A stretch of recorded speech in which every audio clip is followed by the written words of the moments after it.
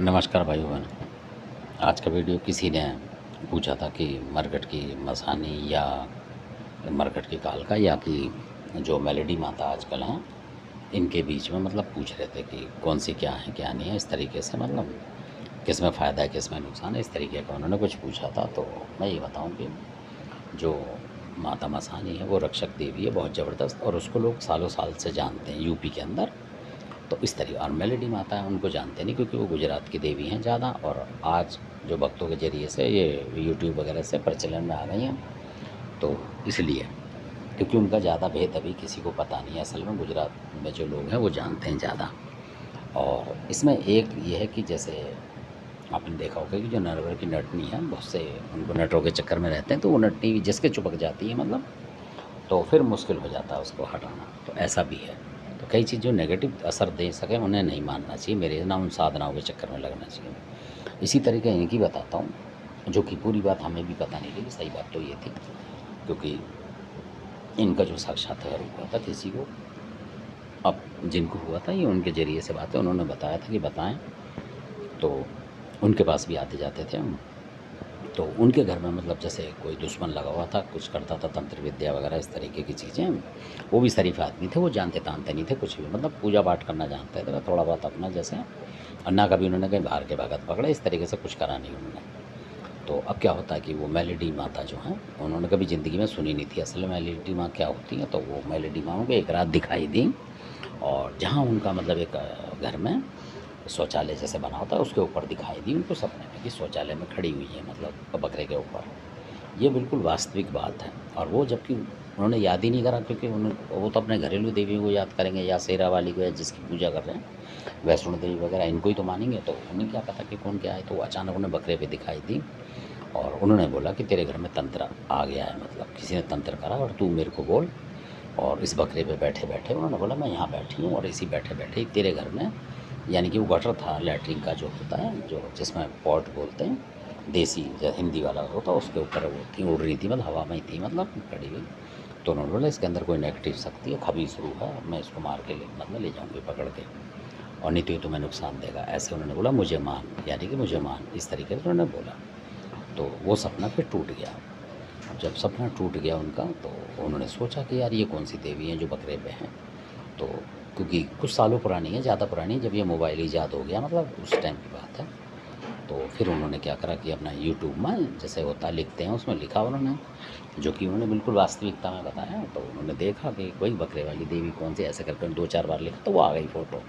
तो उस फ़ोटो को देखा तो उन्होंने बोला, बाकायदा हम भी थे, तो उन्होंने बोला ये भाई यही सेम फ़ोटो मुझे दिखी है।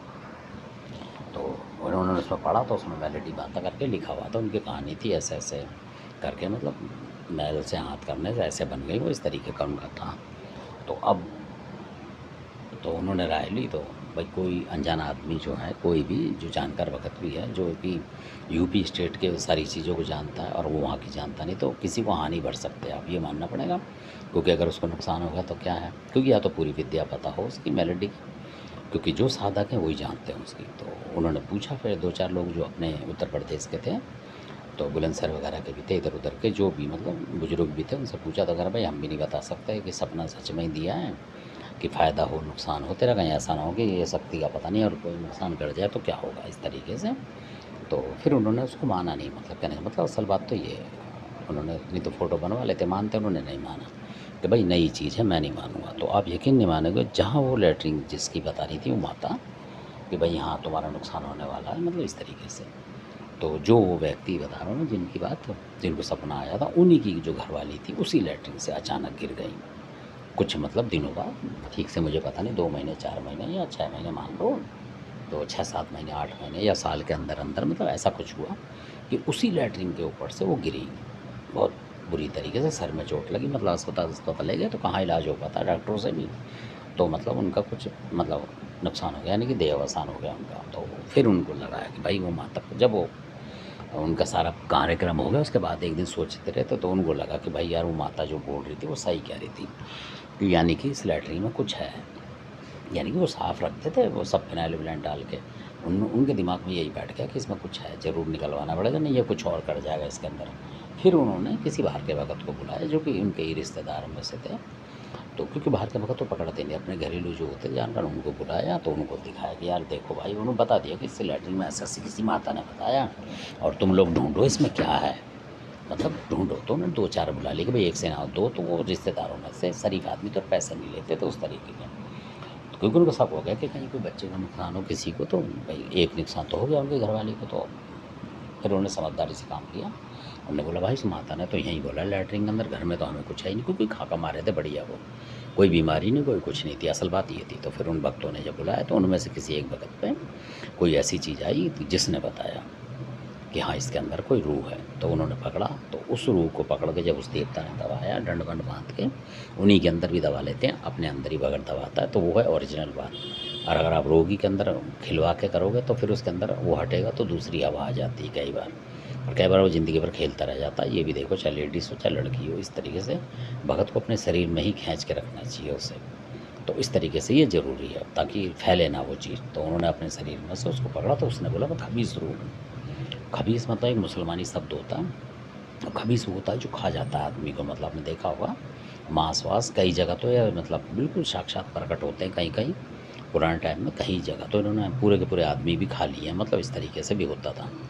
तो जहाँ इनकी मतलब सुनसान जगह या कहीं है, कहीं हवेली या कहीं कुछ और अकेला आदमी मिल गया तो ये कभी शुरू खा जाती है, ऐसा बताते हैं। तो अब इनका तरीका बदल गया, मतलब खाने का उस तरीके से आपके शरीर को, यानी खाई गई समझ लो, उन्होंने उनकी जो घरवाली को फेंक के मार दिया तो वो खाना ही हो गया एक तरीके से। तो इस तरीके से करते हैं। तो फिर उसको बड़ी मुश्किल से मतलब लगाओ कि बांधा उसे, मतलब इस तरीके से, यानी काले देव से जो छोटा देवता है कोई हल्का, वो तो कब्जा ही नहीं कर रहा था उस पर, इतनी बड़ी काबिज़ थी।